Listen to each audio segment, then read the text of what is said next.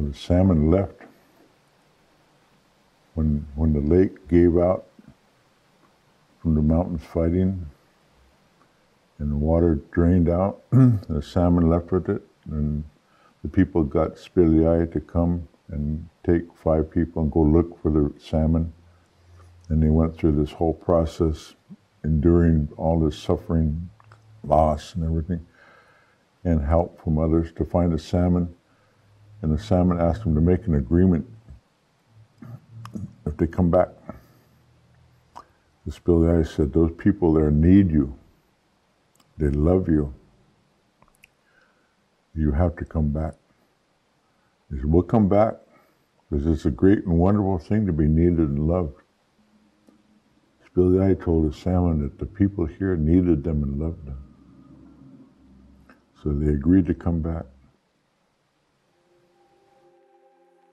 Everything came in order. Everything was numbered. Everything had its place.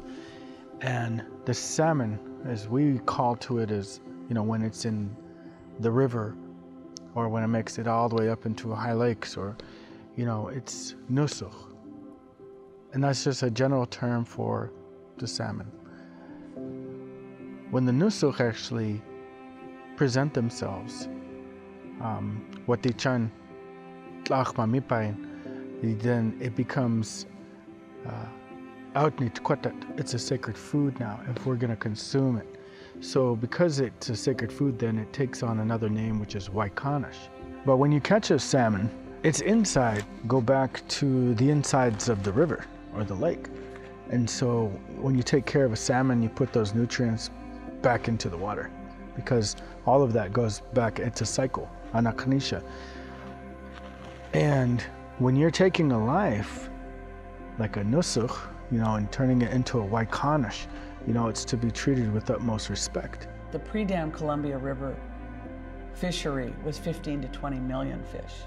So when our oral histories say that you could cross the river on the backs of fish, and when my mother describes the times of low water in the river, when you could cross the river on horseback or on foot, you take that low river water level or elevation and combine that with that many millions of fish coming back up the river, you can easily see that the oral histories were true, that they did cross the river on the backs of salmon. So there were so many salmon runs that came up the Columbia River, then on into the tributaries of the Columbia River. And one of the ones that is now extinct happened in the springtime.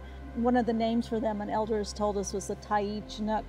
And these salmon were huge. They were actually very common for them to be 5 feet long and over 120 pounds apiece. And when you think about salmon that size, that a person could walk across on the salmon backs. The ocean was too warm for a while. That affects us. The sea lions coming up the river, the level of the water, the dam flow that stops on September 1st, and it's just a lake, and no flow, no fish.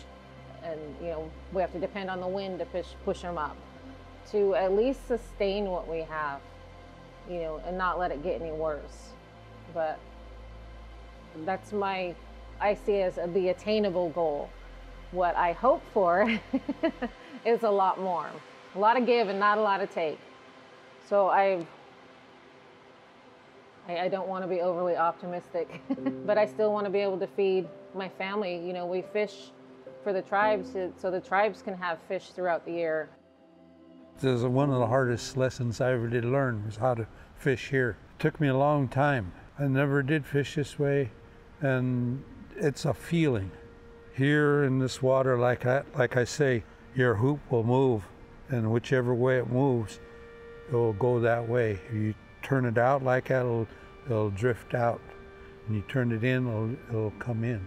What a lot of people would say is science about how these fishermen fish, because it's a technique not everybody can master.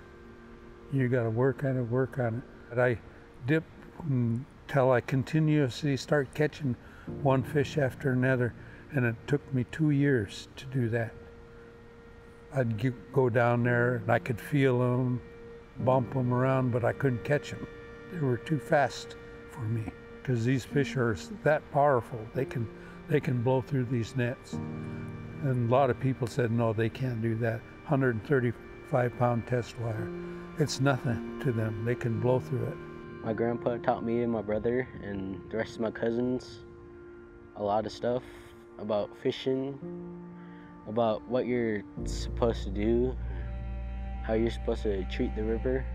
You're supposed to throw change in the river, like you give back to it. Our grandpa always told us to wake up early and do nets, check nets, because otherwise you're just gonna get hot in the middle of the day. And if you do it late at night, it's gonna be windy, and you can tip your boat over, especially if it's dark. We fished for, our way over expensive shoes that we just had to have. we fished for our school clothes and extra money, and playing sports wasn't cheap for our parents, and so we did that. When I came up here and started fishing up here, I had those 4 elders on that side, and I had 3 elders down this side. And since I didn't have a job, I was up here every day. I'd go sit with them and talk with them and listen to the things that they told me, things that happened here, with them. And that's what I hold dear to me, because I can see them in their stories. They tell me about, catching a fish there or catching a fish down there. A lot of stories from here all the way down to the bridge where we crossed. I used to fish down there. I fished all the way up. So I know a lot of stories. I told a lot of stories. If you look now in areas where they've had logging and clear cuts, the areas that have the salmon runs, trees come back far sooner, and the scientists went in and took a look and see why. And they have found the nitrogens on top of these mountains and hills that are the same structure in the nitrogens in the salmon. And they looked into the trees and they found the DNA in the trees that come from the salmon. Salmon takes care of not only humans, it takes care of all in nature. Mm-hmm. It's important to pray for Nusach, because its ancestors are more healthier than its young generations today. I hope that they get better, because fishing means a lot to us. As I said, we wouldn't know what to do if we lost them. It means everything for ceremonies and name givings, and it means a lot to other families that can't fish or don't have a car to go get fish. So yeah, we give it to our grandma in Warm Springs, because she don't really have a lot of people that give her fish. So me and my brother and my dad give them fish. Yeah, one day I was up there, I saw that. Probably my 20th, 30th time I'd seen this scene before, where an old hen, female salmon, I just sat down on a stump to watch this fish, the salmon. And the 2 bucks were already dead. There was a third one probably down below, a 3-to-1 fecundity ratio we learned in fisheries.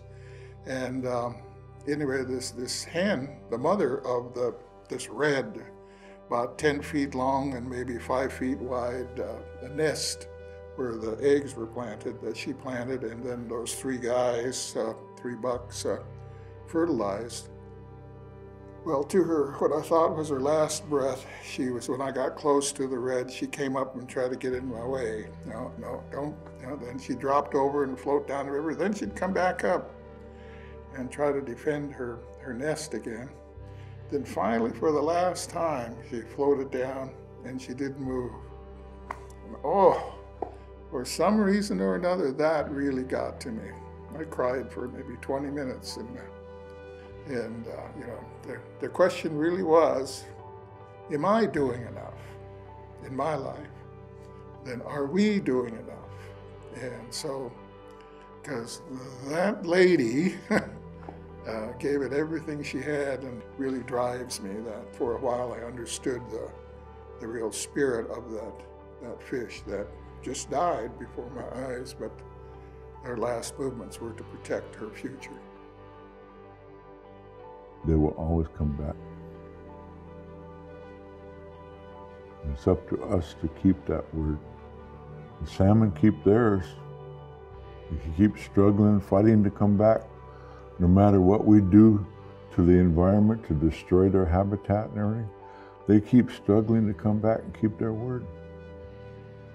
We write a treaty, we make an agreement, and that agreement gets broken.